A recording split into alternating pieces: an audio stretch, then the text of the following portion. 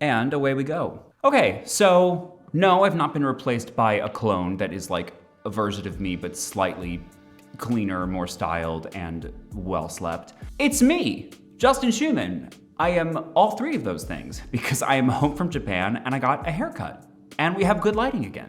We're going with like a mostly natural light moment so that the background is like, you know, dreamily overexposed. And I have a little light source here just so we're not completely dependent upon the natural light. Okay, let me set up, let me get in the middle of the frame. We love symmetry. That's good. A little lower. Could I have made these adjustments before? Yes. Did I try? Yes. Was I successful? No. Oh my God, and I'm on a spinny stool. I really set myself up for success.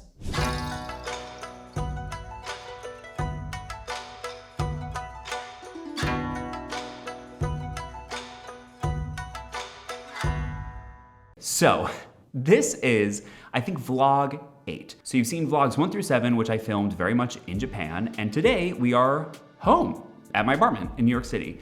But I knew that I was not going to, well, I didn't know that I was not gonna record that last day, but it was such a flurry of stuff. And then the travel was not monstrous, but like not easy. So I figured they'll never know if I came home from Japan or not if I didn't do a closing vlog. So this is a Japan wrap up. And I have my phone because it's been just enough time, like 1 week since I've gotten back, that I don't totally remember the order of events, but where we last left off was my penultimate night in Tokyo, in Shinjuku.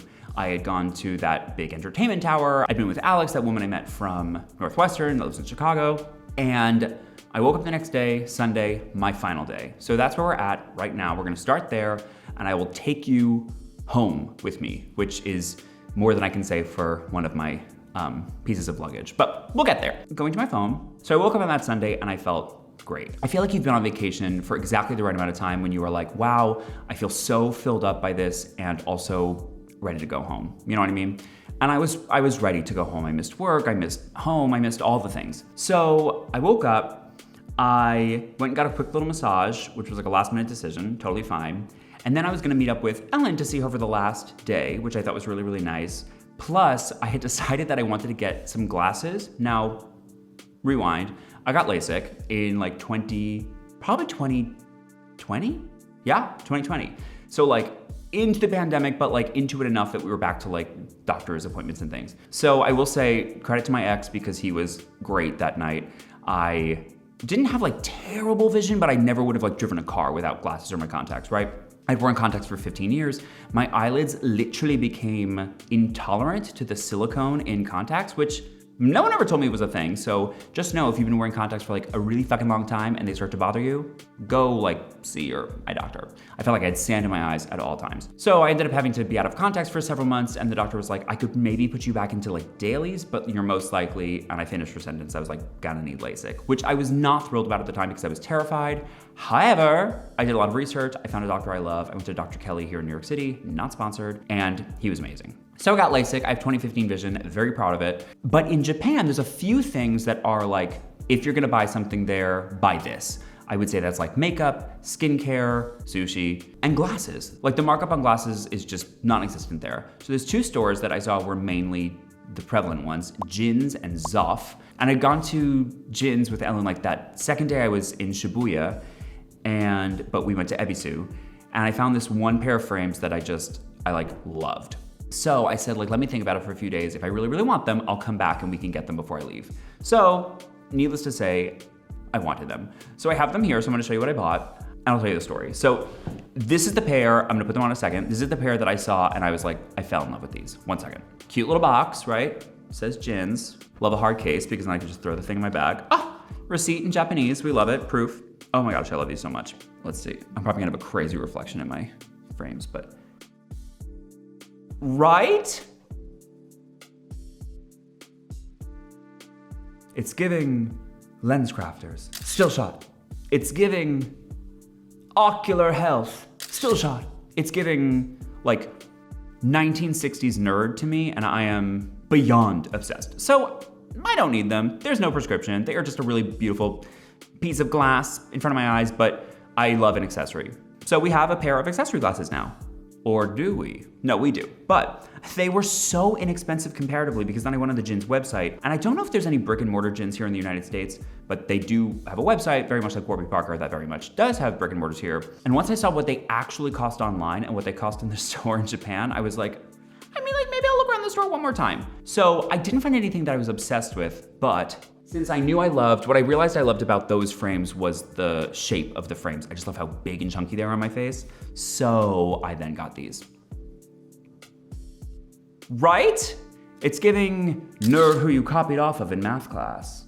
It's giving he one most likely to be a coder in high school. I mean, like, I love them.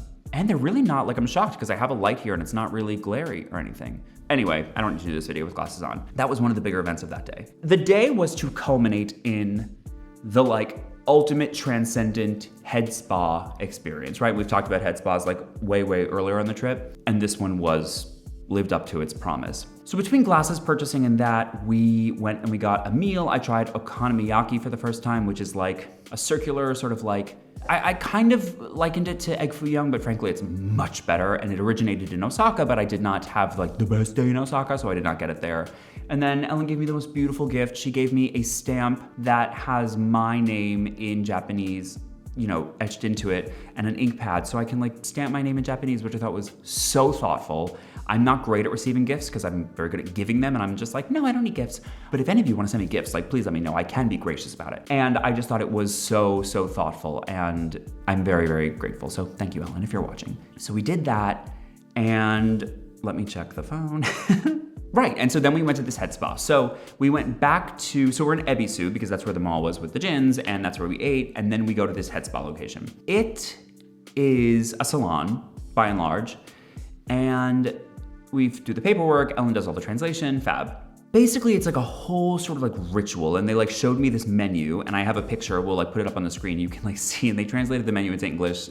It was all right. But basically, long story short, it was like a dry sort of head massage first, where the woman like stood over me, I was in a typical salon chair, and I like passed away. It was like, I was already very tired, I was like really feeling the whole trip this day, like the culmination of it all. She's like digging her fingers so strong, the strongest fingers I've ever felt, into my scalp. And I'm like, this is amazing. But I'm like sitting in the chair, so I'm like falling asleep.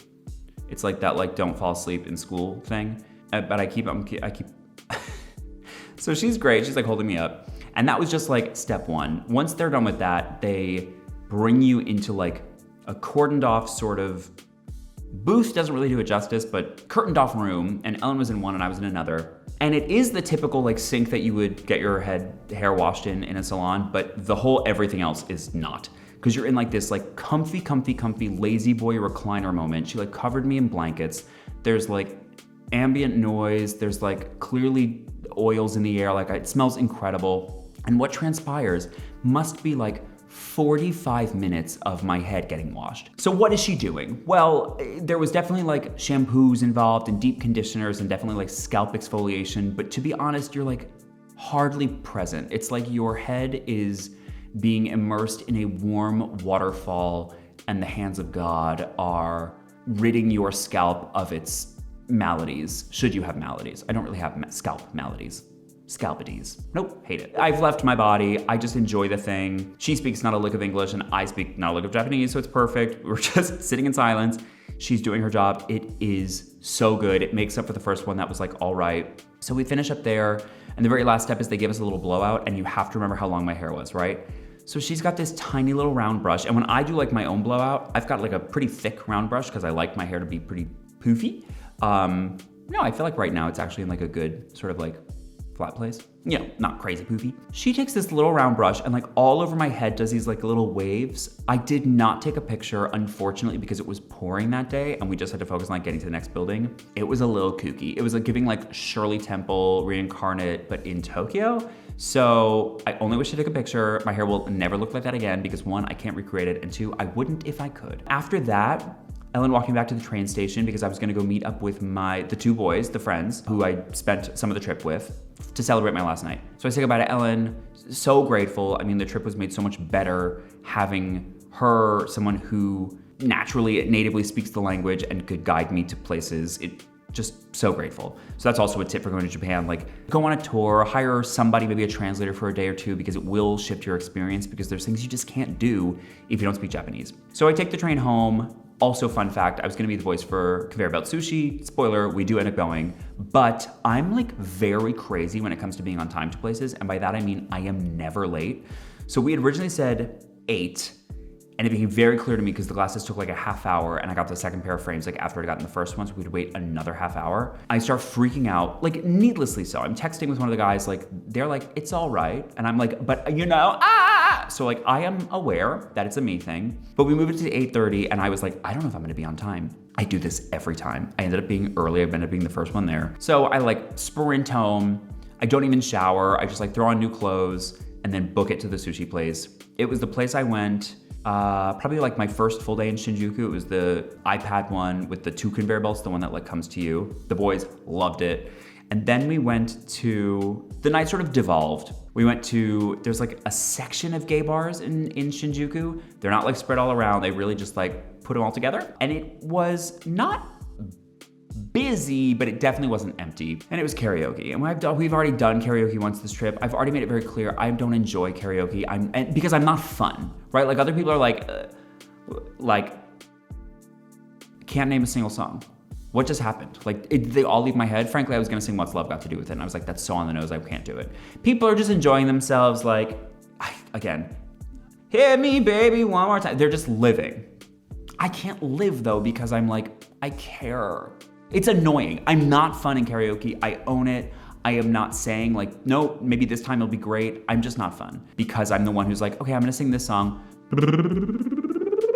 and like warming up in the corner, because I'm like, no, I can't. Also, like, the mics are never good. It's always too loud. The music's pretty much always in the wrong key, and I still care how I sound, unless I drink heavily. In which case, I still care what I sound like, but I'm at least a little like lubricated. So I did end up singing All By Myself, covered by the one, the only Celine Dion. And I used to do this song as like a novelty at karaoke. Like, my sister and I used to do Summer Lovin'. Please don't dissect that. And I would occasionally do All By Myself, but as like a 14-year-old, right? So I would do my best, and just the whole thing was like, when I was young, I never needed anyone, all by myself, down the octave, the whole thing. Yes, I can sing. Yes, I've progressed. My instrument has grown, and I've trained. Something possessed me, and I don't know what, and I made the choice, and then I was like, well, I can't go back now. I've set a precedent. I'm like considering including some of the video, but I don't know if I want to, because I gave you like, when I was young, I never needed anyone, days are gone, all by myself, don't want to be all by myself anymore. And then I'm like, but the key was probably higher, and I'm like, oh,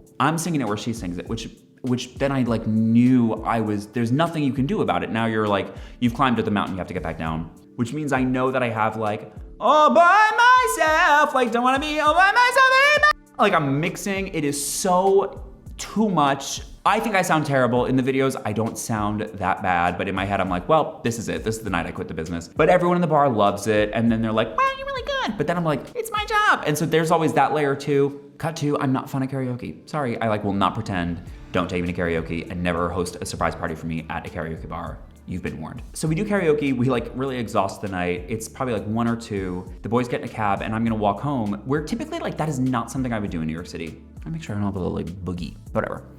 So that is not something I would typically do in New York City, because New York City, but fucking Japan, man. So safe. Again, except for the crazy bicycle riders on the sidewalk. I could walk home at 2 in the morning, 4 in the morning, it wouldn't matter. Like, no one's gonna bother you. It's so special. And I'll come back to that in just a second. So I get home, all good, do my little like Advil, whatever, so I'm not gonna wake up hungover. I wake up on that Monday morning. My flight's not till like 6:15, so I'm actually really good. And I've done the me thing where I've like worked backwards millions of times and figured out exactly when I need to leave the hotel and exactly when I need to get on the bullet train, all of that. So I'm totally fine. I repack my bag really tactfully, because I've gone shopping and all of that. Take the cab, go to Shinjuku Station, catch the bullet train, everything is great. Get to the airport, my bag's a little overweight, which is such an amateur move, and I was like shocked because I thought I had done a great job. No, so I had to rejigger some stuff a little bit. Totally fine. Customs is fine, all of that's good. My flight gets delayed. Okay. Ultimately gets delayed by an hour. Still fine, but what you have to keep in mind is I'm doing the exact opposite trip, right? So the first time I went JFK to Toronto, Toronto to Calgary, Calgary to Narita. So now I'm going Narita to Calgary, that's the 10-hour flight. and then Calgary to Toronto in one day, then a 12-hour layover in Toronto. The thing being, I already didn't have a ton of time between my landing in Calgary and my needing to get on the plane to go to Toronto. Now we're delayed for an hour. Chaos ensues. First flight, great. I mean, honestly, put me on a fucking 14-hour flight at this point. I'm a pro. We land, we taxi for forever.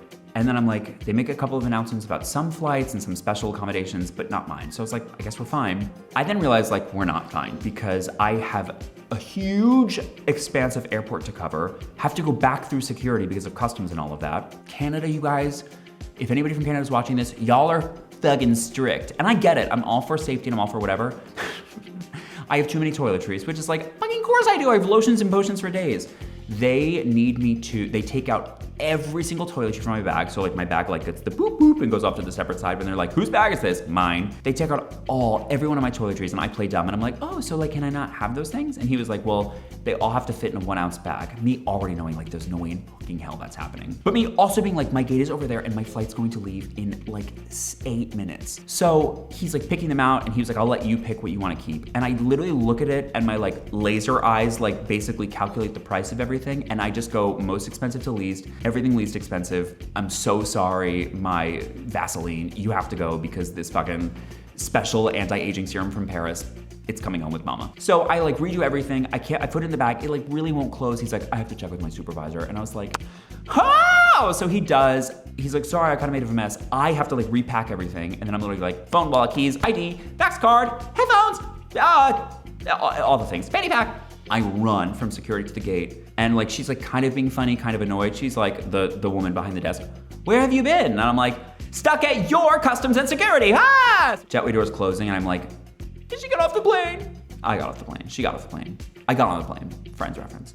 So I get on the plane, sweaty, not fun. But this flight is like, what was it, like 4 hours maybe? That feels right. I land in Toronto and I just have a feeling, because if I had to run, how on earth did my bag make it? Well, reader, it did not. It's not the end of the world because I'm still in Toronto, which means that it's not like I'm in New York and it has to go through customs without me or anything. I go up to the desk. They basically tell me, because I'm staying at a really close hotel property, basically on airport grounds, they will deliver it to me overnight. So it comes at like 4 a.m, God bless. I get like 5.5 hours of sleep. I'm so hungry when we land in Calgary, and God bless, there was a Subway on the way out, so I got like 2 sandwiches, which you really have to like steel yourself because in Canada, Subway sandwiches are so expensive with the Canadian dollar. So like a foot long felt like it was like $22, and I was like, this better have caviar on it and lobster. Neither were on the sandwich. I get to my hotel in Toronto, where I feel like I'm at for 5 minutes, go to sleep, wake up, shower.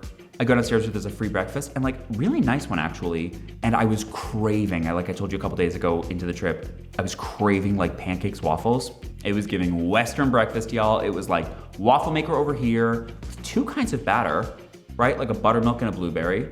Nice touch. Fresh berries to put on top. Even nicer touch. I was in heaven, I was told. I ate way too much breakfast. I go to the airport, because my flight's at like 9, so I gotta leave the hotel at 7. Land in New York, I get back to my apartment, and I just knew at that point when I got back to my apartment at like 12:30, 1 p.m. here, I was like, I have to stay awake. Because if I fall asleep now for like a chunk of 4 or 5 hours, I am screwed. So I'm almost entirely successful. I slept for like maybe a half hour or an hour when I got home, but it wasn't enough to screw me up. And then honestly, I was right back on schedule. So I will say, because people love to be like, oh my God, the time change is gonna kill you. Like maybe, but if you've also been training as long as I have to ignore all of your body's needs, you'll be fine. That is not something I condone, by the way. It's just like the hand with which I was dealt, the climate in which I was bred. So that's it. That's Japan.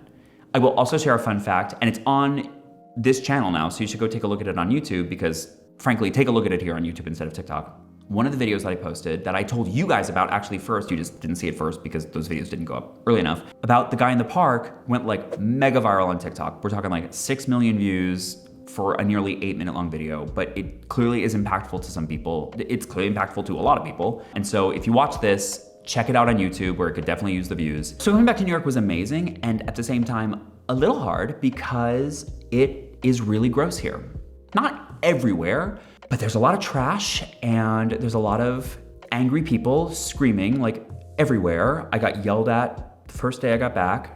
I went to the gym that night so I could like really tire myself out. I had to get off of a subway car because it smelled so bad. And I'm not being like, ugh. Like I appreciate, that sucks. Like if it was a person or food or whatever the case was that smelled, it's like, they probably couldn't help. It's just like, it's just awful. It's just like what we live through here in one of the most expensive cities in the world is insane. And then you think of how much we actually pay to exist in the city that oftentimes just weighs us down. And I make that point because I got back and I immediately felt heavier.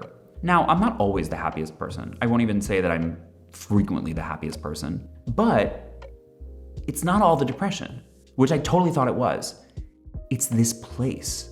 I feel like I have to be hyper vigilant here in a way that didn't even cross my mind in Japan. And because I wasn't looking over my shoulder constantly, I was able to sort of unfold and enjoy and download and be so present. Where here, it's like every time I leave my apartment, it's putting up walls. I mean, seriously, it's sunglasses, baseball cap, headphones. Do not talk to me, do not look at me, do not engage with me. I wanna get to where I'm going, unscathed and unnoticed. And it's exhausting. It's exhausting to put up such a wall. It's exhausting to just pretend you don't see your fellow man. Like we literally live here with blinders on because you kind of have to. And so that was frustrating. I got a little sad because my birthday was the very next day. I came back on May 16th and May 17th is the next day, which is my birthday. Where 1 year ago I gave him my TED Talk, which is crazy. It's linked below. And I was like, why am I here? Not on this earth, I know I'm here on this earth, but I was like, why am I in this city? I came here to pursue a business that I did, and it was largely successful, and I want to keep being in that business, but I feel like I'm allowed to then pursue that part of my career on my terms a little bit more now. And the thing about when you're here in New York City for the business, it has this way of making you forget you ever had an option to leave or like not be here in the first place. So going to Japan was this lightening experience and was just like, okay, cool, I gotta travel more. I need the ability to leave this city when I want to. So I won't drone on much longer because I know this is very long, but the TLDR about my birthday is I just woke up and I was like, well, I could feel like shit all day and be like annoyed and crappy that I'm here. Or I can choose to take what I did in Japan and like superimpose it, which was like shower, get cute, as cute as I could with my hair that long, and go out and explore and find what I could find. And you know what? I haven't looked at New York through that lens in a really long time, and I had a great day. I got dressed, I got cute. I went downtown to an area I don't typically go to. It was beautiful outside, so I walked around. I called my parents from the lovely park bench, which means park benches mean a lot to me now. I found a beautiful new coffee shop. I went on a little bar crawl by myself. Like I made the day special because I was looking for special. And when I was in Japan, I walked out of my hotel every day and it was so inherently special and I just was so eyes wide, I can't wait to see what I see today, that I saw things every day that were amazing to me. So that's one lesson I'm also pulling from the travels, is that even in a place that might frustrate you sometimes, New York for me, wherever you might live, if you choose to go out and perceive the world through a different lens, the world looks different. So I am choosing to find a little bit more magic and a little bit more glitter in a city that very regularly I will instead see the rats and the trash. But if you're looking for magic, you'll definitely find more magic. That's the Japan wrap up. Long video. Thank you for being here. I mean, what a fucking journey. But I will say, and I'm really excited by this prospect because I need another fucking thing to be doing. I loved traveling so much and I loved this series of just getting to vlog and getting to chat with you and getting to like bring you with me kind of, that I want to do this more. So I had this idea. Well, my mom was the one, she was like, you should make sure you do this. And I loved it. We will have my editor make like a sizzle reel, kind of like a 2-minute whatever, like a compendium of some of the vlog episodes from YouTube. And then we'll feature the park video, of course, and I'll basically make a little like media kit. And I definitely am gonna like push myself for some travel things. So if you're watching this and you have any say in the travel world, like fucking bring me anywhere. I just wanna see the world at this point. And if you're gonna bring me there and say make content, say less, I'm there tomorrow, let's make it happen. So if you like the travel content, let me know. If it really grows into its own thing, I'll make it its own channel. I'm just really proud because 2023 was to be the year of purposeful discomfort. And you know what, Japan had its moments, but largely the discomfort gave way to so much growth and so much independence. And even though I walk down the streets here and I put my blinders on and I'm like, don't talk to me, there's a strength in this Justin Schumann who returns and knows that he navigated a country across the world by himself for 2 weeks and did okay. So I adore you. I am so grateful we got to share this together. You really felt like you were with me during the trip. And so Any even slight moments of loneliness were staved by the fact that I knew I got to talk to you at night. So thanks for being here. I'm excited to get back to our regularly scheduled programming of content creation, personal branding, authenticity, confidence, being yourself, all things human, and we will see what this year continues to bring. Arigato.